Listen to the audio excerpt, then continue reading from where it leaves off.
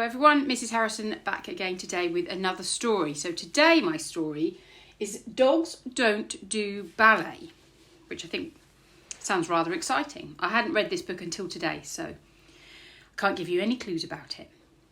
My dog is not like other dogs. He doesn't do dog stuff like weeing on lampposts or scratching his fleas or drinking out of the toilet.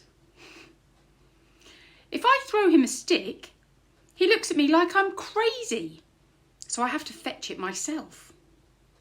No, my dog likes music and moonlight and walking on his tiptoes. You see, my dog doesn't think he's a dog.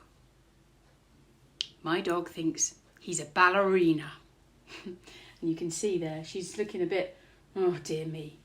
He looks like rather a good ballerina to me. We'll have to see what happens. When I get ready for my ballet class, he looks longingly at my tutu and ballet shoes, and I just know he's dreaming of his name in lights. Dad, I say, can Biff come too? He loves ballet. Not a chance, says Dad. Dogs don't do ballet. Then, one Saturday on my way to class, I get a funny feeling. A funny feeling that I'm being watched. A funny feeling that I am being followed. Some eyes poking out of this newspaper, and it looks like there's some ears on the top. And there's something here, look, behind this tree. Wonder who it could be. When Miss Polly is teaching us a new routine, I think I see something peeking in at the window. Something with a wet nose, something with a tail. Right, girls, said Miss Polly. Who's going to demonstrate first position? But before anyone can step forward, there's a loud bark from the back of the hall, and something furry rushes to the front. What is this? Asks Miss Polly, peering over her glasses. This, I say, is my dog.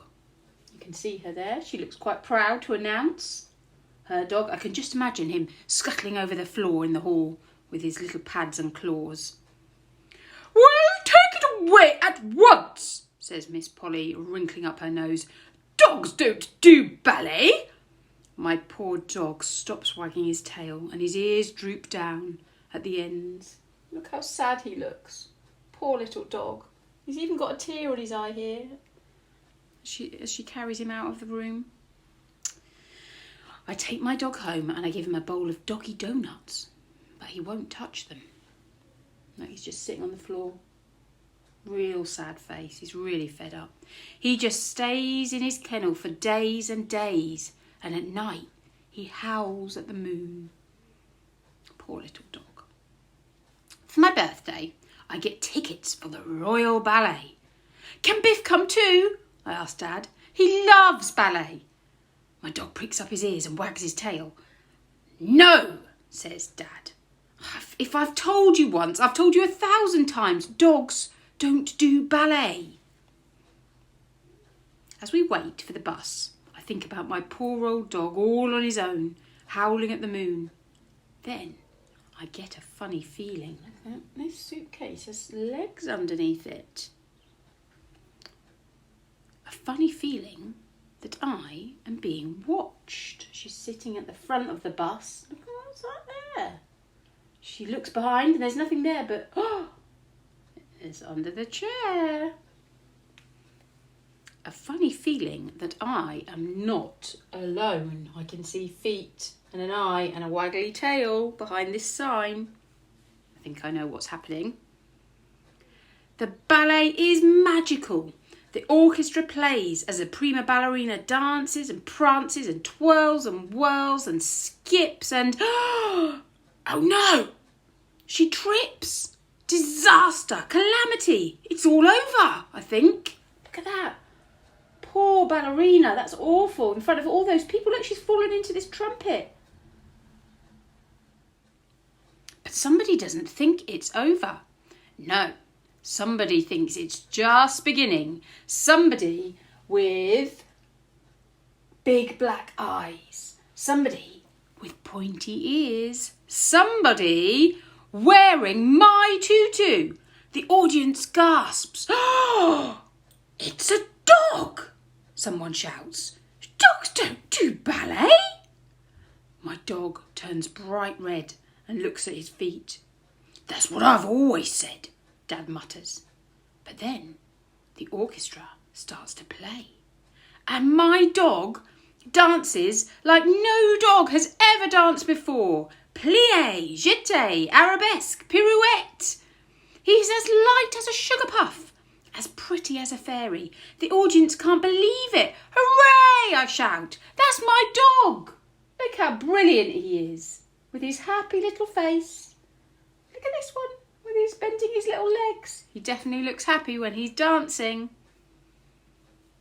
When the music stops, my dog gives a hopeful curtsy and blinks nervously into the spotlight.